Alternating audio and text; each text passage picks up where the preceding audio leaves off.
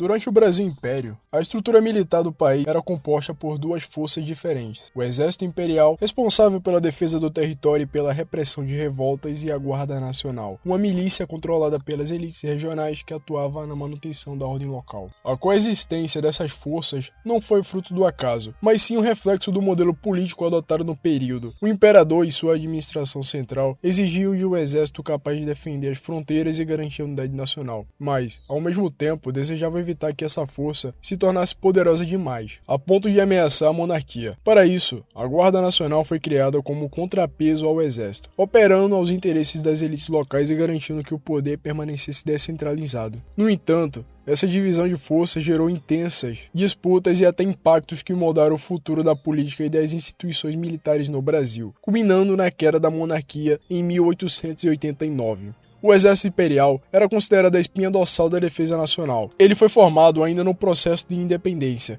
herdando parte de seu arsenal das forças coloniais portuguesas que combateram o Brasil durante a Guerra de Independência. Desde cedo, sua função era dupla: proteger o território contra ameaças externas e reprimir levantes internos que pudessem desestabilizar o país. O Exército teve um papel fundamental em conflitos contra outros países, sendo o principal responsável pela participação no Brasil da Guerra da Cisplatina contra a Argentina e no maior conflito militar da América do Sul, a Guerra do Paraguai. No campo interno, a monarquia utilizou o exército para sufocar revoltas que ameaçavam a unidade do império. Rebeliões como a Cabanagem, Balaiada e Revolta dos Malês foram duramente reprimidas pelo exército. O exército possuía oficiais formados na Academia Militar da Praia Vermelha, no Rio de Janeiro, sendo a única força militar com treinamento padronizado e estrutura organizada em nível nacional. Apesar de seu papel fundamental, o exército passou grande parte do período imperial em uma posição secundária, pois o governo monárquico temia que uma força armada forte pudesse se voltar contra o poder central. Algumas de suas fragilidades incluem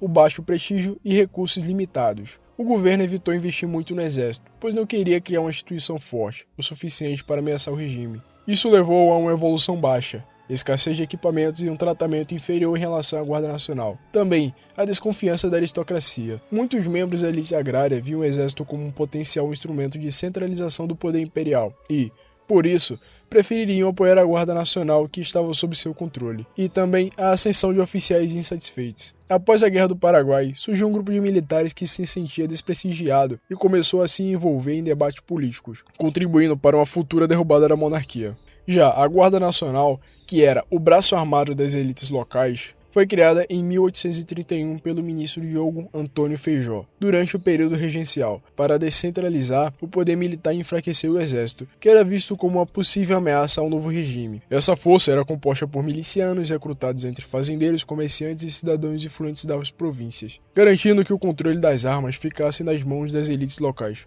De suas muitas funções, destaca-se a manutenção da ordem interna.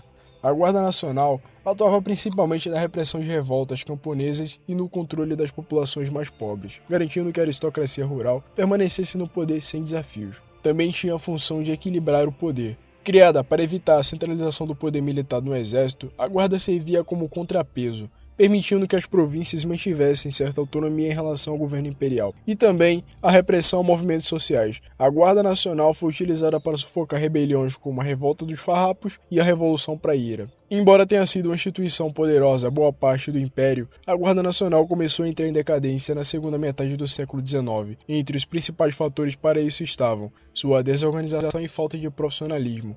Diferente do Exército, a Guarda Nacional era composta por cidadãos comuns que muitas vezes não possuíam um treinamento adequado. Sua eficiência militar era baixa, e também a corrupção e o uso político. Como os comandantes da Guarda foram indicados por políticos locais, a instituição acabou se tornando um instrumento de corrupção e favorecimento pessoal. E também como problema era a ascensão do exército após a Guerra do Paraguai. O prestígio conquistado pelo exército nesse conflito enfraqueceu a posição da Guarda Nacional, que foi gradativamente substituída na manutenção da ordem.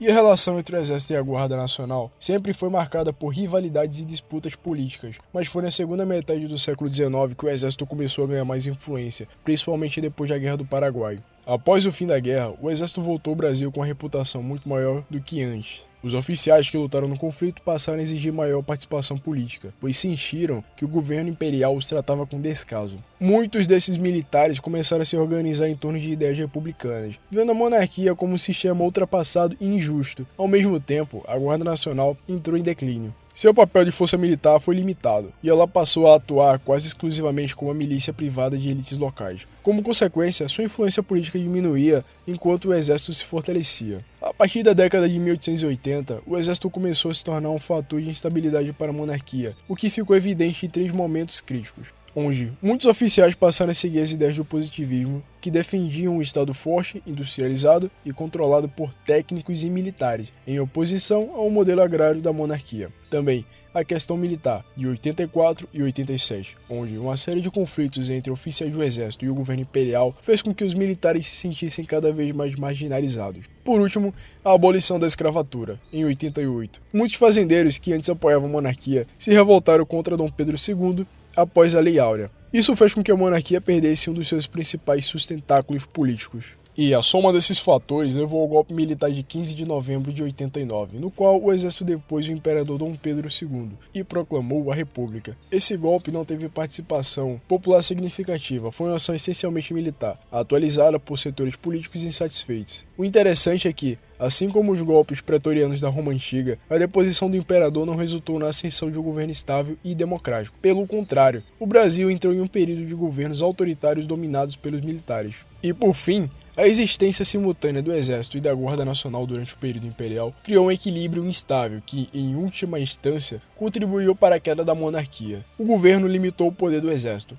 mas ao fazer isso, criou um ambiente de insatisfação dentro das Forças Armadas. Além disso, ao dar tanto poder às elites regionais através da Guarda Nacional, o Império acabou fragmentando o país e tornando o poder central mais vulnerável à pressão local. No fim, o exército, antes marginalizado, tornou-se a força decisiva para o destino do Brasil, exatamente como aconteceu em diversos momentos da história de Roma com a Guarda Pretoriana. O que resultou, após o golpe militar de 89, foi um Brasil sob influência das Forças Armadas, com períodos de forte autoritarismo e intervenção militar, algo que só começou a mudar de fato na segunda metade do século XX.